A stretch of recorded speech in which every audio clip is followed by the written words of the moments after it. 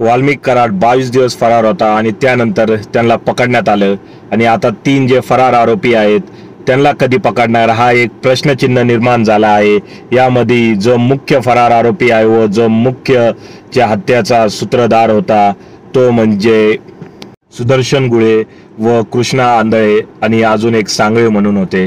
हे तिघही फरार आहेत। यामधलं एक विशेष बाब म्हणजे कृष्णा आंधळे हा 2023 मध्ये एक गुन्हा केला होता, त्यामध्ये तो फरार होता आणि फरार असताना या माणसाने परत दुसरा गुन्हा केला आहे। मस्साजोग मध्ये संतोष देशमुख यांच्या हत्याकांडामध्ये तो सामील झाला आहे।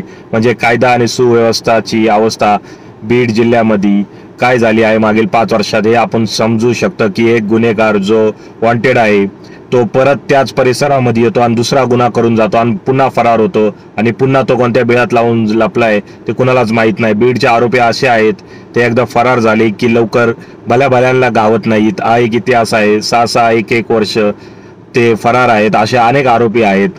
त्यामुळे आता बघायला लागेल की हे 3 आरोपी सापडतात का नाही सापडतात। वाल्मिक तर बाबा सरेंडर झाला, कारण त्यांच्या मागे असणारी एक राजकीय शक्ती आहे ती शक्ती त्याला म्हटली आहे की बाबा तू सरेंडर हो, तू सरेंडर झाल्यावर तुला जामीन वगैरे व कायद्याचे चांगले सल्लेगार आम्ही नेमतो आणि तुला बाहेर काढतो या प्रकरणातून।